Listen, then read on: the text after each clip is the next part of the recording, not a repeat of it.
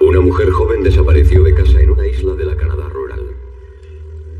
Miles de policías, soldados y residentes de la zona pasaron meses buscándola.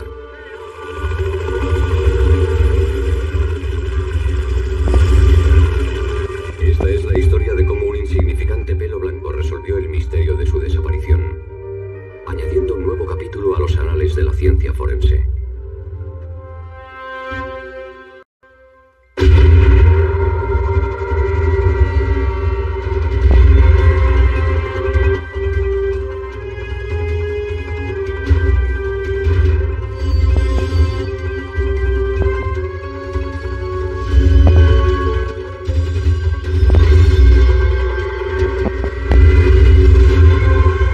Crímenes imperfectos.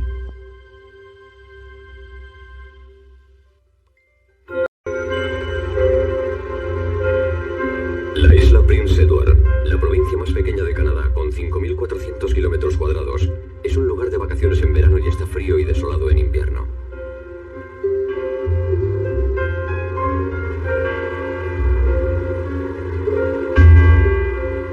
El padre Eloi Arsenault lleva casi 30 años atendiendo espiritualmente a los isleños.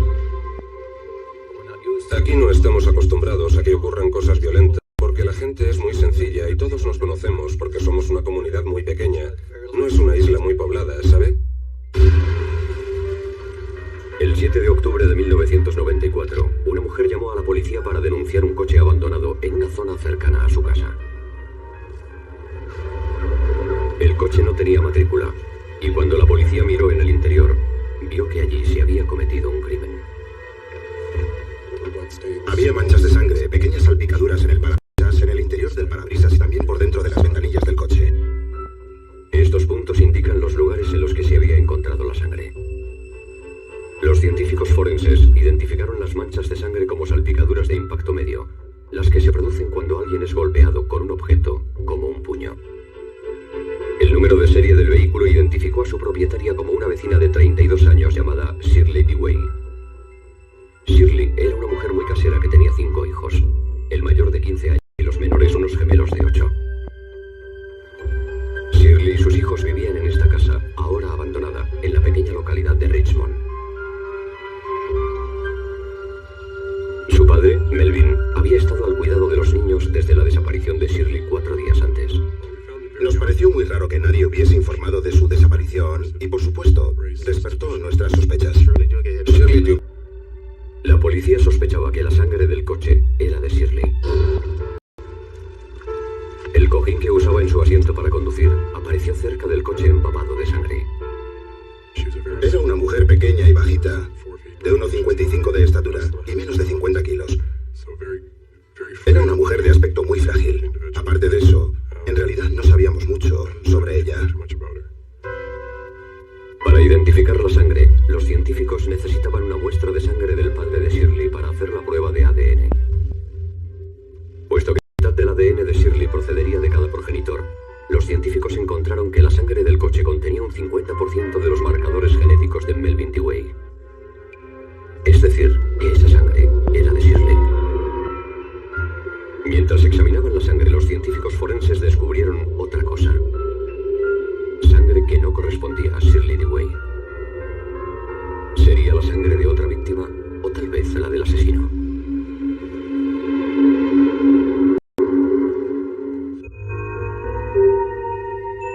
Después de encontrar el coche abandonado y manchado de sangre de Shirley Dewey, la Policía Montada del Canadá inició una de las búsquedas más largas de toda la historia de la isla Prince Edward. Inspeccionaron cientos de kilómetros cuadrados y todos los lagos y ríos de la zona. Recurrimos a mediums, a la hipnosis, a cualquier cosa que nos pareciera que podía ser útil. Algunas de las revelaciones fueron muy extrañas. Uno de los mediums nos dijo que estaba enterrada cerca del agua bajo unos pinos en una tumba poco profunda, pero ¿dónde? Uno no sabe por dónde empezar. A unos 200 metros del coche de Shirley, la policía encontró una pala que tenía pegados 2 pelos negros. Cuando los científicos compararon esos cabellos con los encontrados en el cepillo de Shirley Dewey, resultaron similares bajo el microscopio. La búsqueda del cuerpo de Shirley se prolongó durante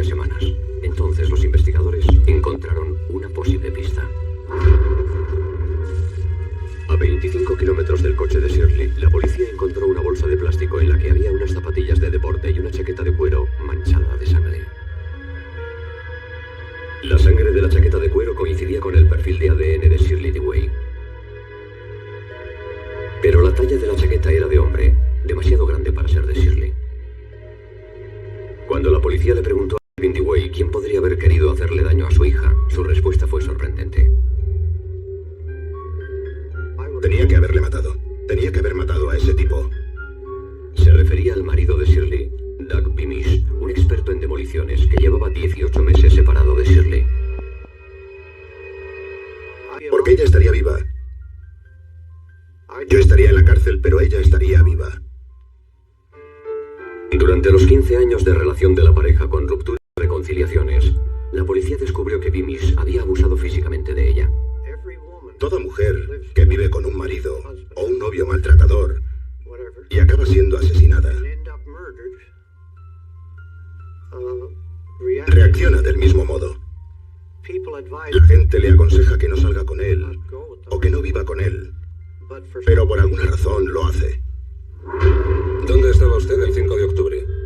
Durante el interrogatorio de la policía, Beamish negó toda implicación en la desaparición de Shirley. Le he preguntado que dónde estaba usted. Entonces los investigadores le preguntaron qué número de zapato calzaba. El 42.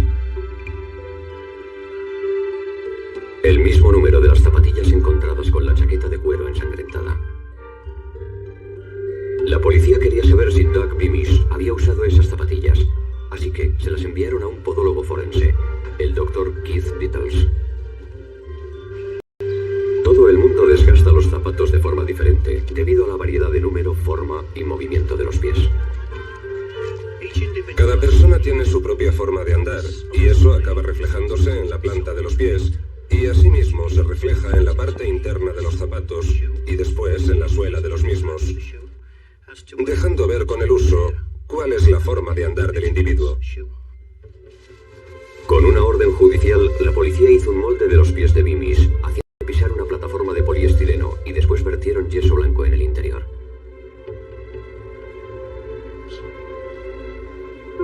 Una vez endurecido el yeso, los moldes pueden compararse con las marcas del uso en un par de zapatos. Esta imagen obtenida por ordenador nos muestra cómo se crean esas marcas por el uso.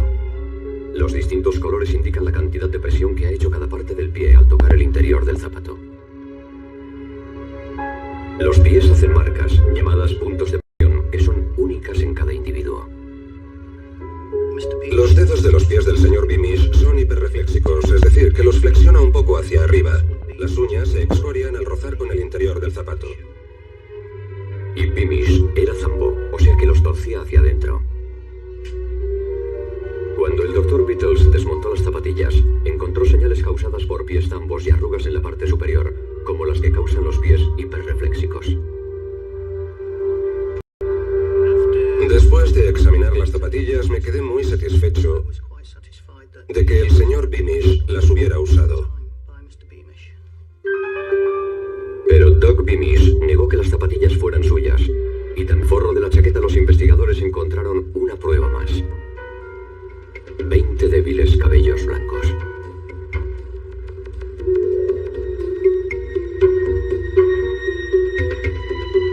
Bajo el microscopio, los cabellos no parecían ser humanos.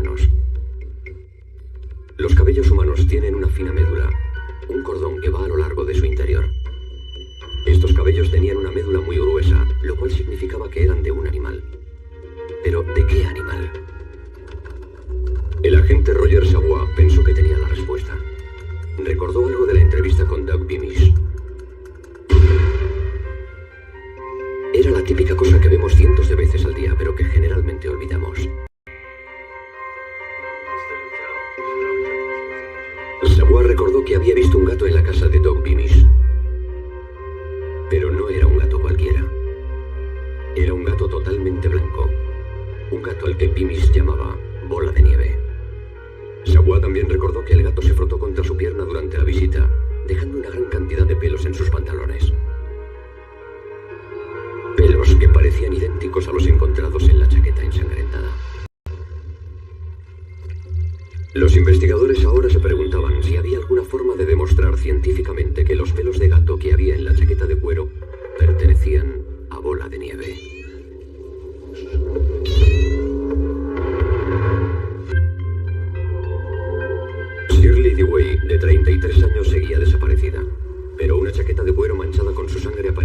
25 kilómetros del coche abandonado.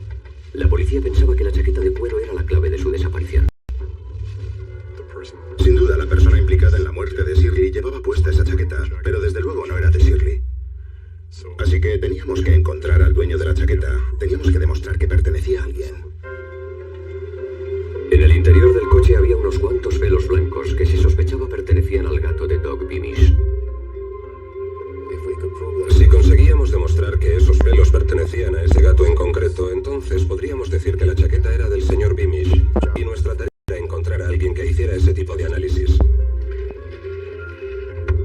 Savoy hizo un centenar de llamadas telefónicas, y ante su sorpresa le dijeron que nunca se habían hecho pruebas forenses de pelo de gato en ningún lugar del mundo. Pero tuvo la suerte de encontrar al doctor Stephen O'Brien, un experto en genética del Instituto Nacional del Cáncer en Estados Unidos, quien había dedicado décadas al estudio de las enfermedades hereditarias en los gatos. El agente Savoy me dijo, Dr. O'Brien, he buscado por todo el país, de hecho por todo el mundo, algún experto en técnicas de ADN en gatos, que se encontró en el lugar del crimen y que estaba manchada de sangre de la víctima. Si esos pelos corresponden a Bola de Nieve. El doctor O'Brien pidió a la policía canadiense una muestra de sangre del gato del señor Beamish. Pero eso resultó más difícil de lo que se esperaba. Bola de Nieve no parecía en absoluto dispuesto a colaborar. Pasamos aproximadamente media hora persiguiendo al gato por debajo de las camas en cada habitación de la casa. Parecía enteramente que el gato sabía que le íbamos a apresar. Roger Savoy me dijo que fue a la casa y les leyó los derechos del gato a los padres. Y le pregunté a Roger, ¿qué ha dicho el gato? Y me dijo, miau. En la policía montada decimos que siempre cogemos a nuestro hombre, pero en este caso tuvimos que decir que siempre cogemos a nuestro gato.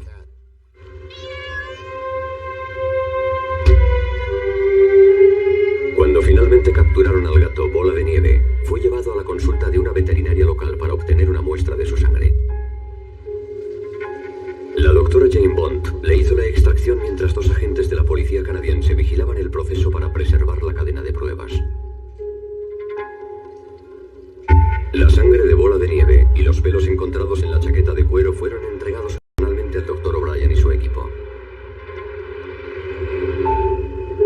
Uno de los pelos tenía raíz, la cual fue cortada en trocitos y sumergida en una solución que lo disuelve todo, excepto el ADN. Después fue ampliada o fotocopiada para que los científicos tuvieran suficiente material para realizar las pruebas. El perfil de ADN del pelo encontrado en la chaqueta de cuero fue comparado con el ADN de la sangre de Bola de Nieve. La coincidencia resultó exacta entre el genotipo de cada uno de los marcadores del pelo y los mismos marcadores de Bola de Nieve. La única explicación que había era que procedían del mismo gato. Pero la isla de Prince Edward se encuentra aislada y en ella hay miles de gatos. Era posible que debido a la endogamia, el aislamiento o sencillamente por la promiscuidad felina, hubiera otro gato en la isla que tuviera el mismo perfil genético que Bola de Nieve. En tal caso, de nada serviría la coincidencia del ADN. Era necesario saber si algún otro gato de Prince Edward podía tener alguna relación con ese pelo. ¿Y si el 25% de los gatos de Prince Edward tenían el mismo perfil de ADN? ¿O el 10%? ¿O incluso el 1%? Esa era la siguiente cuestión a la que teníamos que enfrentarnos. ¿Cuál era la frecuencia de ese perfil? Se tomaron muestras de sangre de 20 gatos de la isla de Prince Edward y se enviaron al Dr. O'Brien y su equipo. Genética. La posibilidad de que el pelo de gato encontrado en el forro de la chaqueta de cuero perteneciera a otro gato distinto a Bola de Nieve se calculó que sería una entre 70 millones. Este era el resultado que estaban esperando los investigadores canadienses. Y entonces, tras 7 meses de búsqueda, un pescador encontró la prueba definitiva.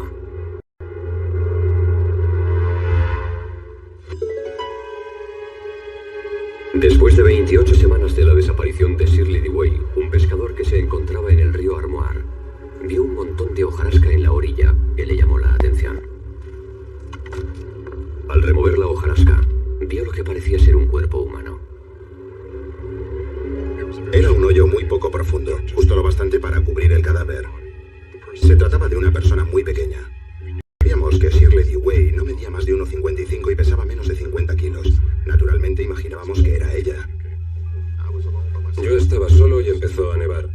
Era una tormenta de nieve muy fuerte y recuerdo que lo único que llevaba puesto era un chubasquero. Y me sentí culpable porque el cuerpo estaba medio desnudo. Así que me quité el chubasquero y se lo puse por encima para protegerla de la nieve. Curiosamente, el cuerpo de Shirley estaba enterrado en un lugar casi idéntico al que predicó el medium de la policía.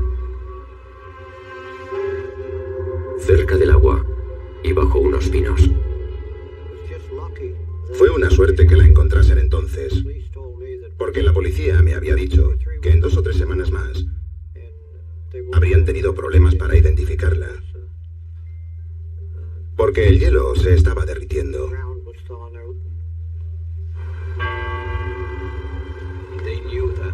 Sabían que había muy pocas esperanzas de encontrarla viva.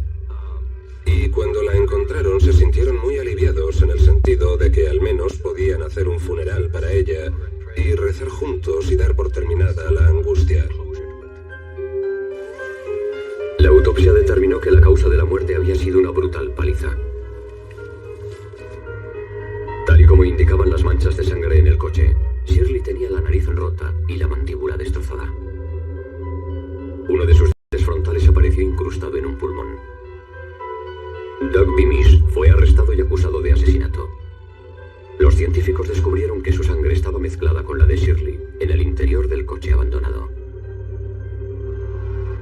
Pero, ¿cuál había sido el móvil? La policía descubrió que Beamish había escrito una carta a Shirley amenazándola con matarla si no le concedía la custodia de los hijos. La carta estaba escrita con sangre. A pesar de que Beamish negase que fuera suya la chaqueta de cuero manchada de sangre, la policía encontró esta fotografía que le hicieron el día antes de la desaparición de Shirley. En ella, llevaba una chaqueta idéntica a la encontrada en el lugar del crimen. En realidad no tenía defensa alguna, excepto decir que él no había sido. Pero yo creo que si entrevistásemos a todos los presos de las cárceles de Canadá, dirían que son inocentes. Tiene gracia. Todos tienen siempre a alguien a quien culpar. Así son los criminales, siempre culpan a los demás de sus problemas. Desde luego nunca se ve a un criminal que diga, soy culpable, señoría. Tras grandes esfuerzos por encubrir el crimen, Beamish no se imaginaba que acariciar a su gato sería su perdición.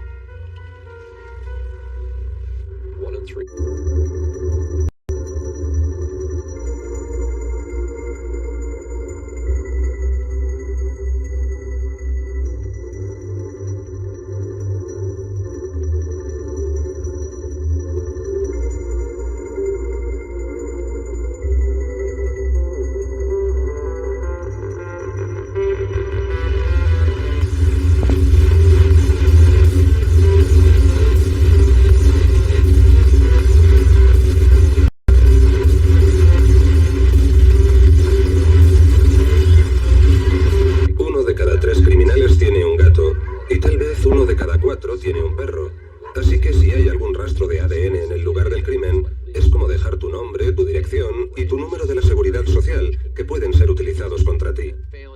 Si no se encuentra al criminal, pero este deja rastro de su mascota, la mascota puede delatarle. Y eso es lo que le ocurrió al señor Beamish, que su mascota le delató. Doug Beamish fue procesado y condenado por la muerte de Shirley Dewey. La sentencia fue de 18 años de prisión. Es uno de los casos más destacados de la ciencia forense, porque fue la primera vez en la que el ADN de un animal sirvió para condenar a un asesino. Desde entonces, a raíz de la investigación, hemos recibido llamadas de todos los países del mundo. Concretamente, yo he recibido llamadas de Japón preguntando cómo funciona lo del ADN de los animales.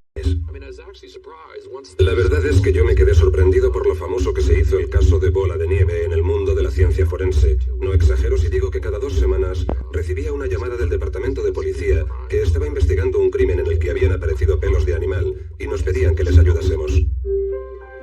T.S. Eliot escribió esta frase en su Libro de los gatos habilidosos del viejo Possum.